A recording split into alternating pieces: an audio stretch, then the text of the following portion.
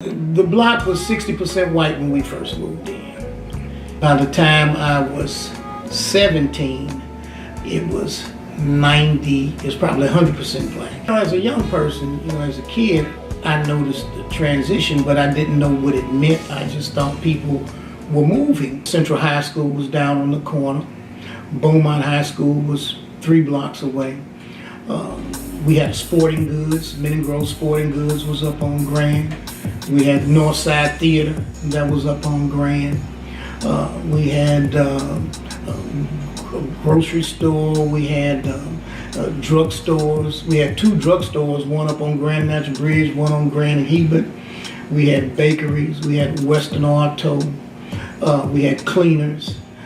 We had a community. And by the time I got to be about maybe 13 or 14, I started noticing a change. And not only was the neighborhood changing from white to black, the population of our school was too. Now I went to Central. I started Central in '68. I would say it was probably 60% white. By the time I graduated in '72, it was 80% black. My family bought on Hammond Place in 1948, and I think they were the first black couple to buy a home there. The day after we moved in, there was a knock on the door. I was at home alone.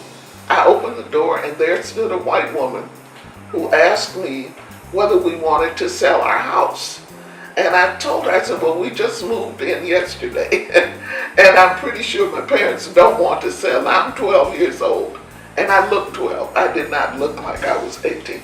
The next thing she said was, well, the colored people are moving in, and so I'm from XYZ Real Estate Company, and we're finding out who would like to sell their house. And listen, it was by 1950, we had gotten the Kings Highway, so it went like a block at a time. White people left as we came in, particularly if they had girls in the family.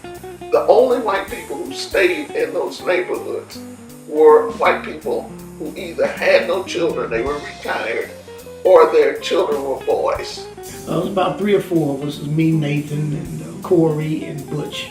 And my friend Butch, we called him Goofy, he'd always acting up.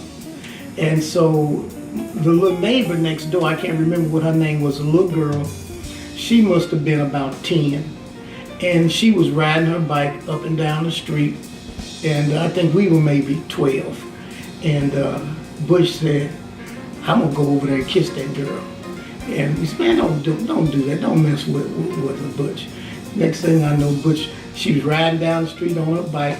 Butch walked out on the front steps, stopped her on the sidewalk, and just kissed her, kissed her on the cheek. And we laughed and stuff like that, and she went home. Well, when my mother came home, my neighbor, Mr. Friedrichsmeyer, came over with his daughter. And he told my mother, he said, one of your son's friends kissed my daughter. And my mom just started laughing. She said, well, Mr. Friedrichsmeyer, he didn't mean anything by it. That's just kids just acting silly and whatever. He wasn't trying to do anything to them, And of course, he was frustrated and disappointed, and he left.